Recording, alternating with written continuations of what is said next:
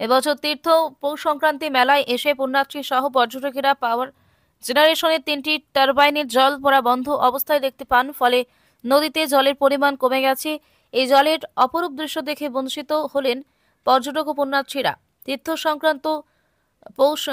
পৌষ সংক্রান্তি মেলা থেকে গোমতী জিএস এর বিশেষ প্রতিবেদন।